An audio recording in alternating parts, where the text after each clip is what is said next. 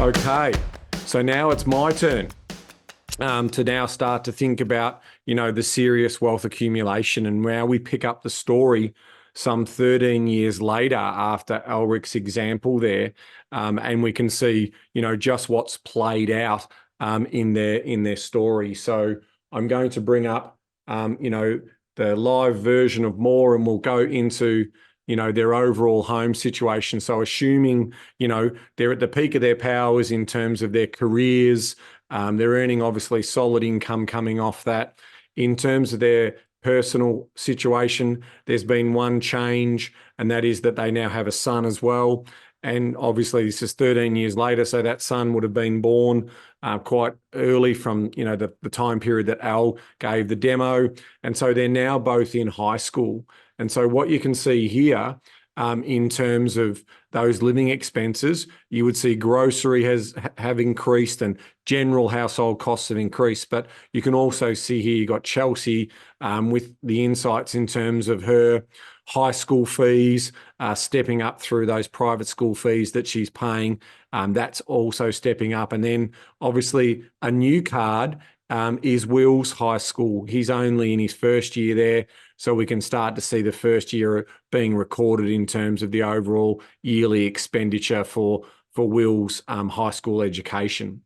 Now, the other thing I wanted to then highlight is the home sweet home. I mean, look at what's happened to their property. So let's go and have a look at the insights over the journey of owning that property since April of 2008. So they've checked in from time to time and put a revaluation in terms of that. But there's a really big uptick here in terms of, and can the market deliver that type of uptick? Well, potentially, but I reckon there's something else going on here. So I want to show you, how they've potentially used the tools and financial cards to basically do that. Now, to do that, I'm going to open up the archive home loans, and you can see here, these are a couple of old home loans. So you can see the first one, they've refinanced the investment loan into one standard loan, but we've also changed this original home loan here. So let's have a look. This was the provider was CBA. We can have a look at this particular loan. You can see, okay, that looks like they've paid off the loan, but that looks like a bit of a refinance to me. It's straight down. And so what we can basically see here is, okay, well, they've paid that loan down. Now, where did that cash go? Well, let's go and have a look at their primary account, and let's see what we can learn here in terms of their record keeping. Bang, straight up. Okay, so they've definitely taken out some more lending here. And so how do we check that? It's pretty simple. Again, we'll go back in here and we'll have a look at, okay, the value of, the remaining loan balance of this particular loan before it was paid out, we can see was 217,000, and we can see that also in the historical log that Al demonstrated earlier. So 217,000. Let's have a look at the current home loan.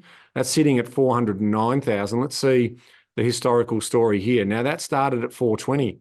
So it's pretty clear to me that they've taken out 203,000 of additional money. They've parked that into their offset account, okay, over here, and you can see that money rolling in. And I reckon they've done a renovation on the property. And that's effectively what we're seeing here in terms of that home sweet home spike. So as they've effectively, added those values, you can see that that's increased the value of the property from around that sort of 990 up to 1.3. So they've spent just over 200,000 in borrowed money to also upgrade their family home. Let's check in on their investment property and let's see how that's also done. So with the original property here, we have it here in terms of its purchase. We'll go and have a look at how they've tracked that over time. So there's the 500,000 that they've purchased over that time period. And you can see that that's obviously gone up most of the time, but it's also had some little corrections throughout the course of time. And it's basically sitting at that sort of 1,020,000. We can also see in terms of the details there that it's been growing at 5.53, so 5.54, I should say, in terms of its capital growth. And we projected a 6%, so it hasn't done too bad. And then if we also go and have a look at the rental card, when we go and have a look at the income coming in off the rental property, we can click on here and we can go over here and have a look at those insights, and we can see that they've been able to continually to keep increasing rents in some cases, some increments higher than others as part of that particular story as well. So we're seeing obviously the value of growth of that property over time. We're seeing the rental income coming up over time, and we're seeing a really healthy picture. When we start to then also check in on the wealth dashboard, we can see the power of that compounding return, moving the dial up to 2.5 million in the wealth clock position they've currently got. And obviously you can see that their wealth speed has continued to grow. Their asset speed has continued to grow over time. And I'm going to introduce you to another one of our tools here, which is the Wealth Tracker tool. And you can see here that I can now go back throughout time and I can reset that, and you can see a nice little story progressing as they've been able to continue to keep record keeping their information and move that numbers up over time. And if I want to also then break down their net worth breakdown, I can also see how that's broken down over that time period. You can see when the investment property is kicked in here as part of that particular story as well. And so you can then see those savings and those superannuation and that personal property also growing. You can see that spike right through here where they did those renovations on the property as well.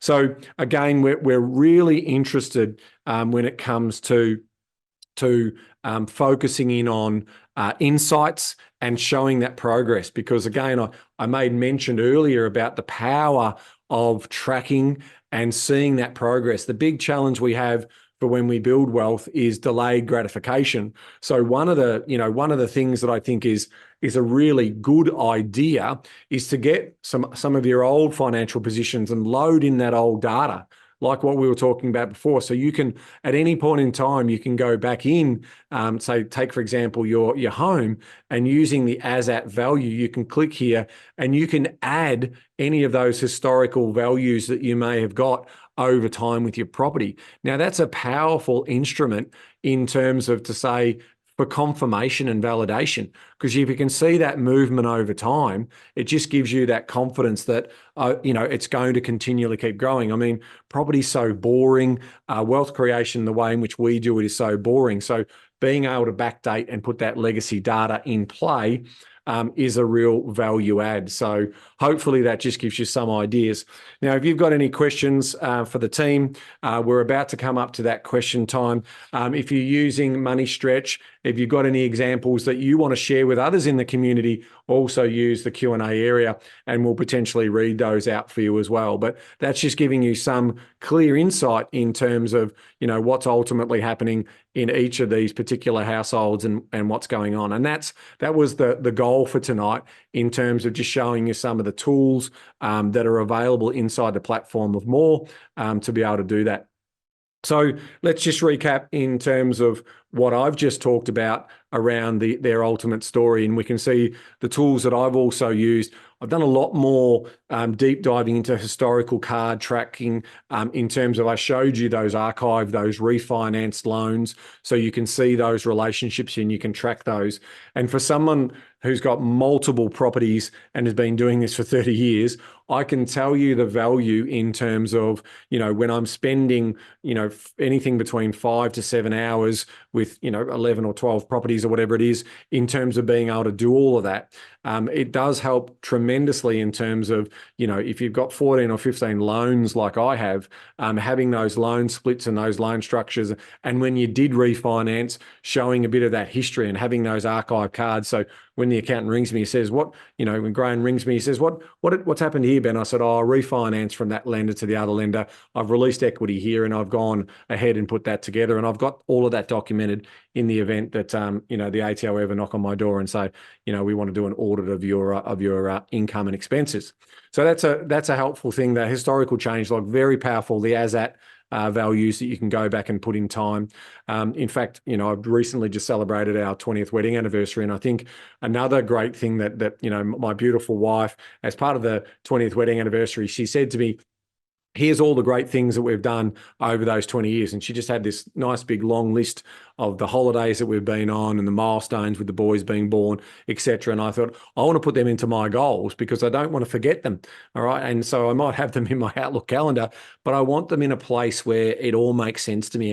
And you can then, take a moment to reflect on the journey that you've been on. And you can see here in terms of, hypothetically, Sarah and Chris's story is that, they've lived a pretty, lifestyle by design outcome as part of, being able to invest. And we only showed one investment property. I mean, they were technically in a position to obviously add to that portfolio as well. And that's our vision for Moorr, to be able to highlight to our users when there's potential areas for saving using Opti, or also, Opti giving you notifications about potential opportunity to make your money work harder for you as part of our future plans for that. So that's what we're trying to do.